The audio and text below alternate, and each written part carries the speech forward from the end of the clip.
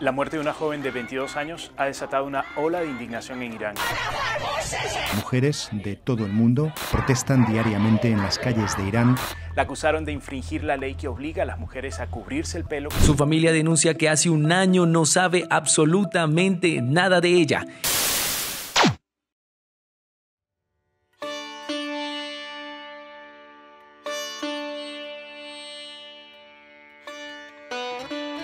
Ali, de 16 años, recuerda claramente la última vez que vio a su madre en casa. Les preparó a él y a su hermana gemela, Kiana, huevos para desayunar. Les dijo que estudiaran mucho y con un abrazo se despidió y los envió a la escuela. Cuando volvieron, ella ya no estaba. Tenía tan solo 8 años cuando su madre fue apresada por el régimen iraní. Su madre es Nargis Mohammadi, ganadora del Premio de Paz de 2023. Su nombre se ha convertido en sinónimo de lucha por los derechos humanos en Irán. Mohammadi ha estado retenida de manera intermitente durante 12 años debido a su trabajo a favor de las víctimas de violencia policial.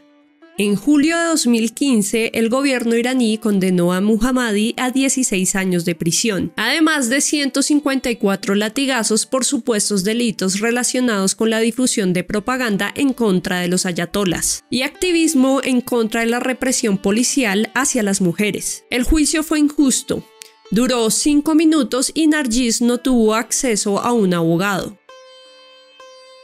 Bienvenidos a la Sala 6. Hoy presentamos el caso de Nargis Mohammadi, Premio Nobel 2023, apresada por defender los derechos de las mujeres iraníes. Yo soy Erika y aquí te traigo una muestra de todo lo que puedes ver y no te imaginabas que existía.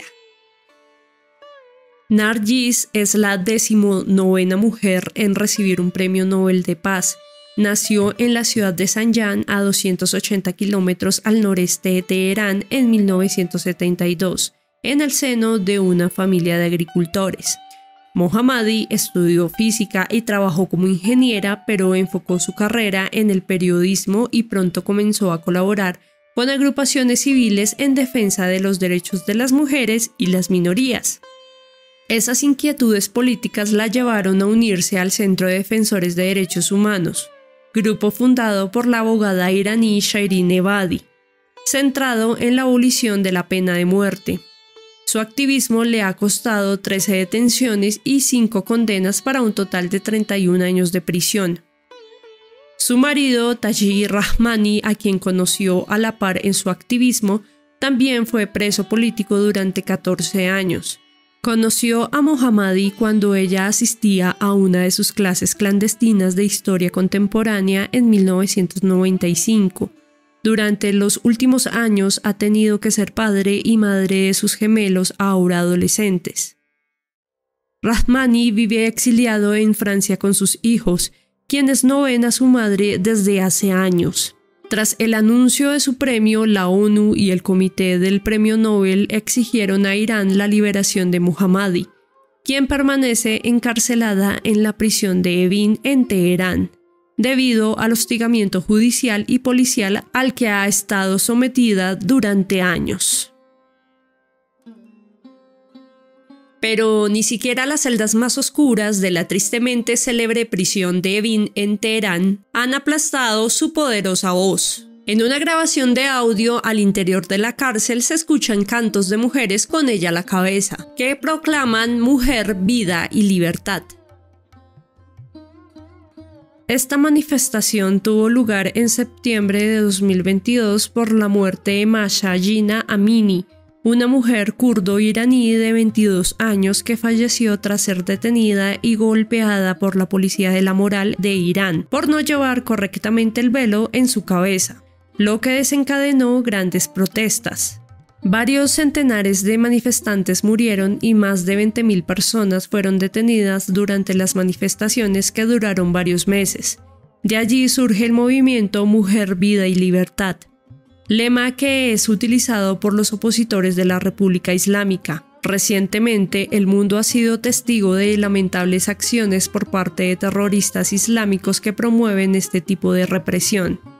El año pasado, las protestas civiles en Irán llegaron a niveles históricos, debido a los acontecimientos violentos por parte del régimen islámico. Autoridades iraníes respondieron con la fuerza, llegando a disparar munición real contra los manifestantes, por lo que cientos de personas perdieron la vida, incluyendo niñas y niños. Algunos, aunque lograron salvar su vida, quedaron ciegos por el disparo de perdigones metálicos, entre otras graves lesiones. Pero por miedo a la detención y otras represalias del régimen, decidieron no acudir a los servicios médicos. Fuera de los muros de la prisión, las protestas civiles desencadenadas por la horrible muerte de Amani fueron reprimidas con toda la fuerza del Estado iraní. Y la llamada Policía de la Moral reanudó en julio del año pasado sus patrullas, con el fin de aplicar de modo brutal la Sharia o ley islámica. Desde entonces se han sumado más casos de brutalidad policial en contra de mujeres. Entre estos se destaca la muerte de un adolescente producto de una brutal golpiza por parte de la infame Policía de la Moral, por no llevar bien puesto el velo en una estación del metro de Teherán. La autopsia oficial señala una presión arterial baja como causa de la muerte. Lo que no menciona la dichosa autopsia es que la presión arterial baja fue causada por una fuerte golpiza. No es la primera vez que el régimen se niega a reconocer los crímenes. De acuerdo a Javaid Rahman, relator de la ONU, este organismo internacional ha recibido denuncias de torturas y agresiones sexuales, además de abuso de la fuerza y ejecuciones extrajudiciales por parte del gobierno de Irán.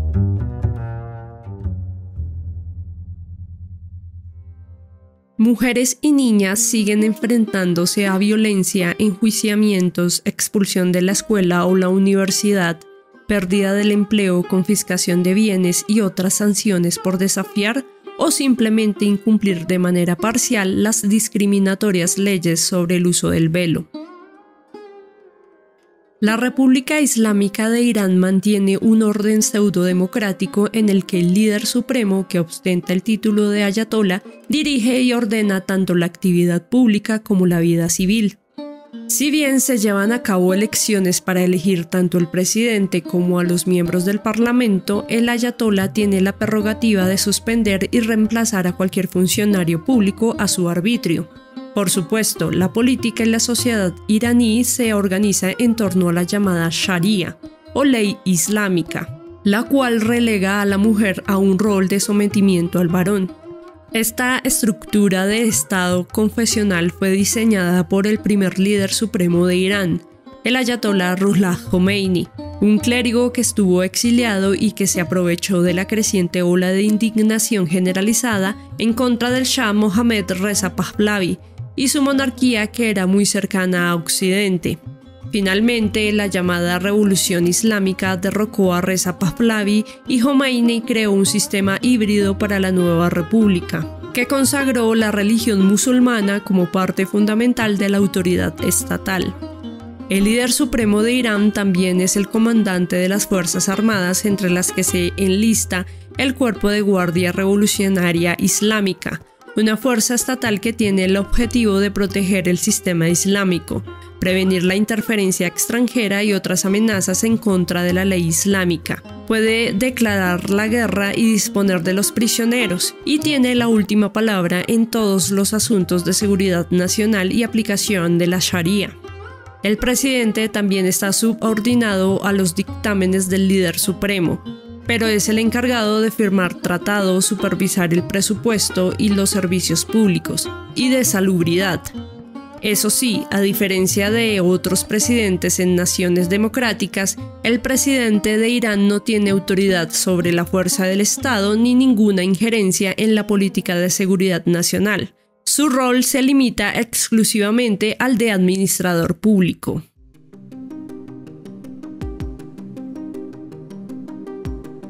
El régimen iraní es barbárico y represivo, especialmente con las mujeres, que pasaron de ser independientes a estar completamente reprimidas por sus padres, hermanos y luego por sus maridos.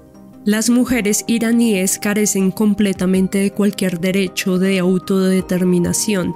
Constantemente están sometidas a matrimonios forzados de los que no pueden liberarse y están obligadas a pedir permiso a los hombres para salir de casa, estudiar, trabajar o tener posesiones. Bajo el régimen de la Sharia, una mujer ni siquiera puede salir a la calle sin un guardián. Aunque ha habido una cierta oposición de algunos colectivos en defensa de los derechos de las mujeres, estos no han tenido mayor influencia. El régimen islámico logró estabilizar su poder durante las décadas de 1980 y 1990, logrando imponerse a las guerrillas kurdas y a constantes tensiones con Estados Unidos e Israel, que terminaron promoviendo su aislamiento. Desafortunadamente, los movimientos a favor de los derechos de las mujeres y las minorías se han visto cada vez más subyugados. Es difícil suponer un cambio para la población iraní. En la actualidad rige un gobierno religioso fanático y ultraconservador que se arma cada vez más y no duda en usar toda su fuerza para reprimir las protestas civiles con brutalidad.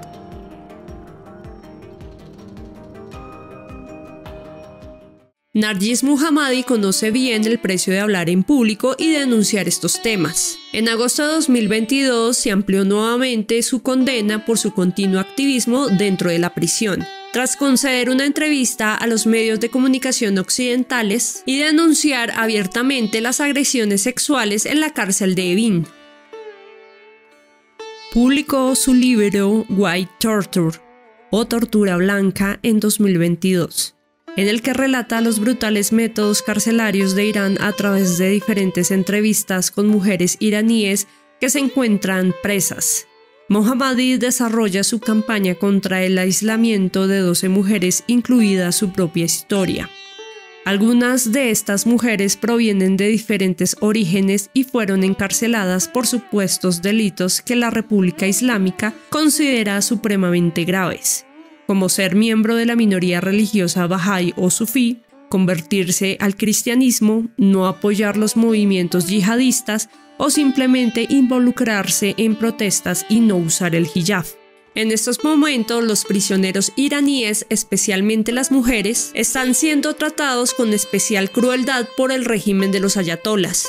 De acuerdo con Amnistía Internacional, presos de la cárcel de Evin informaron que el 15 de octubre, en torno a las 8 de la noche, se oyeron gritos y disparos procedentes de un edificio en el que se mantienen como prisioneros a disidentes y defensores de los derechos humanos encarcelados injustamente. Estos prisioneros supuestamente se habrían rebelado a raíz de las torturas recibidas e intentaron escapar.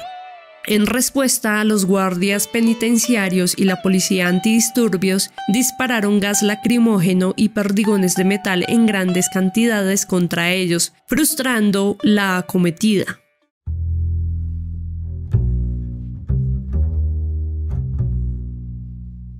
En su carta en respuesta a la cadena de noticias CNN, Mohammadi detalla incidentes de violencia sexual contra ella y otras mujeres detenidas en diferentes centros penitenciarios, que se remontan a 1999. Según ella, las fuerzas de seguridad, las autoridades carcelarias y el personal médico agredieron a presas políticas y mujeres detenidas por delitos contra la moral.